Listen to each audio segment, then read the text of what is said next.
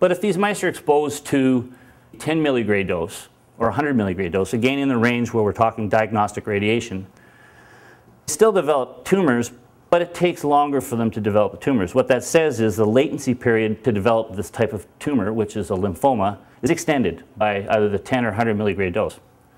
If you just look at a p53 wild type mice, they live quite a bit longer. So the idea is that these low doses of radiation somehow extend latency period. And ultimately the goal that we're looking for is the right conditions, the right dose, and other things that will allow us to extend the latency period out to the point where we're a normal mouse that was not exposed to radiation. So in other words, this line here. This is the hypothesis we're working on with our diagnostic radiation. We're saying if we do nothing, you die at this rate. We're going to give you low doses of diagnostic radiation and push the cancer frequency or latency period far enough out that you start behaving like a wild type mouse and effectively removing the genetic predisposition that the mouse has of developing disease. Now this particular graph shows lymphomas. It shows that 10 milligray and 100 milligray roughly extend the latency period to the same extent. If you look at another tumor like osteosarcomas, which I don't have the data for right now, the effect is seen with 10 milligray where you can extend latency period, but 100 milligray is too high a dose for that particular endpoint, and you actually speed it up. So again, it's dose dependent and also the tumor is tumor dependent. So we did a large experiment, and our experiment proposed that we would use heterozygous female mice. Now, in order to generate heterozygous female mice, we had to start with heterozygous male mice, cross them with wild type female mice. We could only get about 64 male breeders to start this experiment.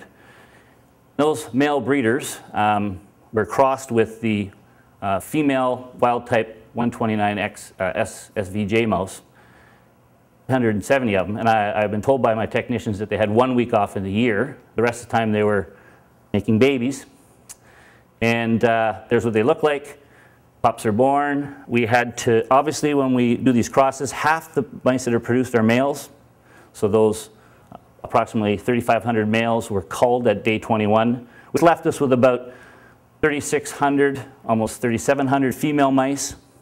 Now of those female mice, only half of them were the genotype we wanted. So half the mice were wild type, which you didn't need for this experiment, and the other half were the heterozygous. So you can see the extent of breeding we had to do to get our roughly 1,800 females for this experiment. And we estimated how long this would take. We started a little late back in 2008 in November. And we predicted with these gray lines the total number of hets that we would get with time. And the dark black line shows the total number of females. Again, only half of the hets. And lucky, fortunately for us, the actual number of females and the actual number of hets are shown as the blue line and the green line, which actually exceeded our predictions, which was a good thing.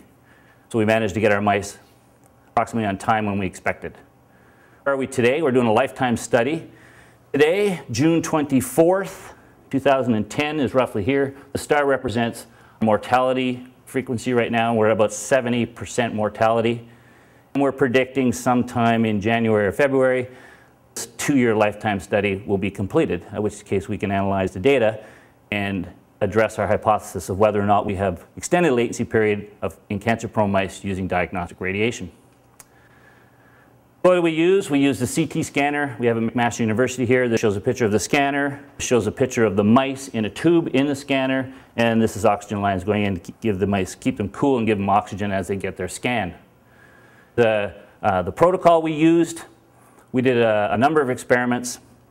For this particular experiment, and this brings us into the whole idea of how CT scans and exercise work together, we did an experiment where we compared exercising mice weekly with irradiating mice weekly. And in this particular experiment, it shows an experiment where we did this experiment twice, irradiated mice 2 times a week over 10 weeks on Tuesdays and Thursdays. The dose was approximately 20 milligray per scan, so the mice over this 10-week period got a total dose of 400 milligray, which is a high dose, total high dose, but remember they're only getting 20 milligrays every Tuesday and Thursday. This is just a picture of what they look like in the tubes being irradiated. The one on the left is the picture, the photograph of the mice, and the one on the right, if I can get on it, shows the scanner actually going around the mice, and you can see it scanning around the mice. The mice are alive, they're not anesthetized, so they're getting the radiation dose as the scanner goes around them. We pick up the image that way. So there's the chronic CT scans, part of the experiment. The other part of the experiment is exercise. The dosimetry, by the way, for the CT scans, depending upon the time for the exposure, can range anywhere from 10 milligray all the way up to 200 milligray, depending upon what you're looking at, how we scan the mice, the number of seconds we scan for. So typically, we would be in the range of 10 to 20 milligray with our total body doses. So if we look at these mice that we're doing this lifetime study with and look at some of the effects of low doses of radiation on them, we use typically 3 endpoints in this lab that tend to be very reproducible, very informative, and very sensitive. So for example, in this slide here, it shows 3 different endpoints. We have an endpoint we call the micronucleated reticulocyte assay. We have an assay called the gamma H2X foci formation assay. And we have an assay called the apoptosis assay, which looks at cells dying through programmed cell death. So this assay here looks at formation of micronuclei in circulating reticulocytes that are derived from bone marrow that was irradiated with these low doses. So we irradiate the mice with low doses of radiation or even high doses, and we get an increase in these percent reticulocytes in the blood. I'll talk about that in a minute.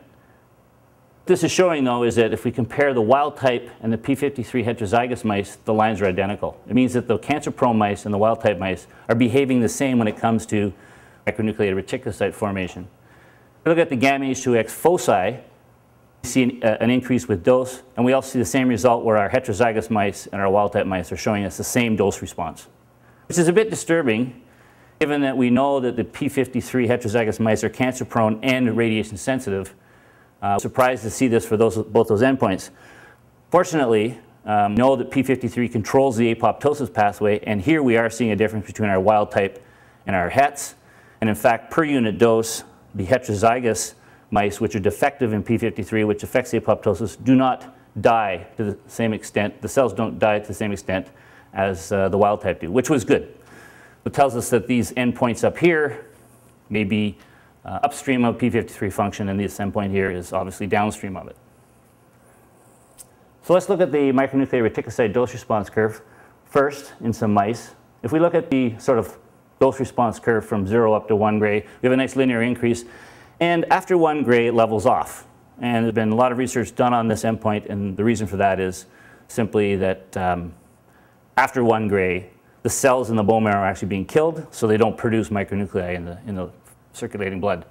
So we have a saturation point around 1 gray. But the interesting part about this assay is that we can look down in the low dose range where we are in the diagnostic range.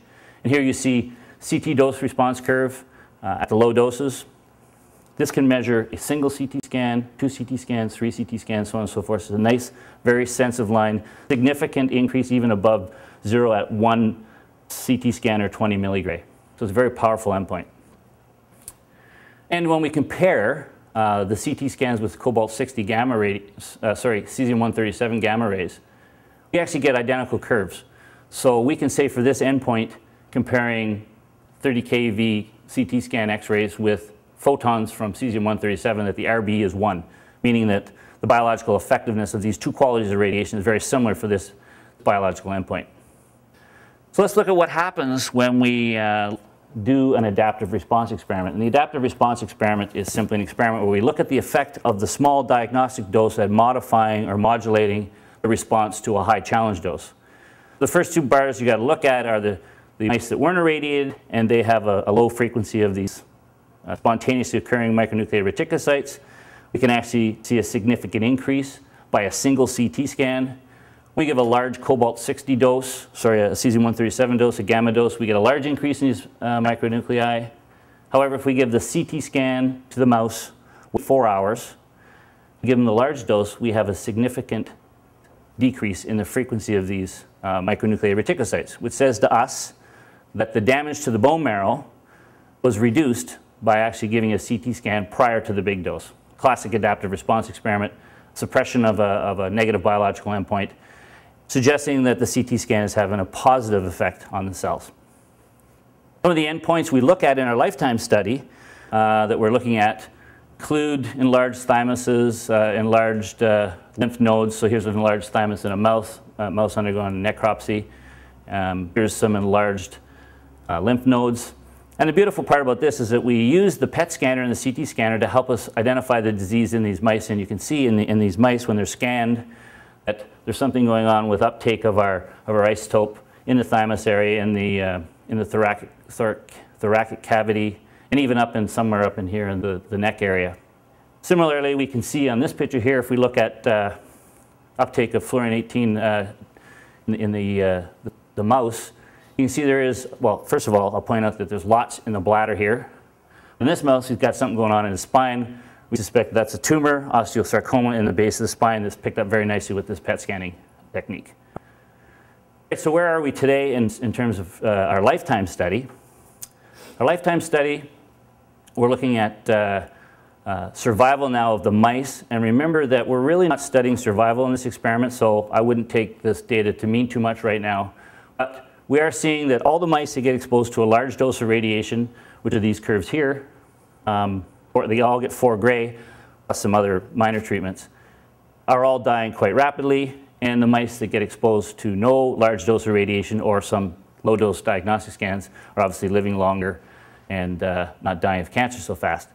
But what we're ultimately looking for is the change in frequency or latency period of specific cancers. In this study, it's going to be lymphomas and osteosarcomas. And so these curves are obviously going to be different when we look at frequency or appearance of these tumors in these mice. So if we go to exercise training, this is where we're going to talk about how exercise can affect these mice. These are mice running on a treadmill. And we start them off nice and slow like any person. You don't want to put them into a big training routine right off the bat. They're inspired to run by a little paintbrush tapping them on the rear end or an electric shock, which some of them don't seem to mind too much. But these mice are running on a treadmill. And basically Monday, Wednesdays, and Fridays, these mice were trained on this treadmill to a point where they could run from 10 to 18 meters per minute for up to an hour. So they're getting in pretty good shape. So we were comparing this protocol of exercising them 3 times a week for an hour with the effect of getting 2 CT scans a week for over the same period.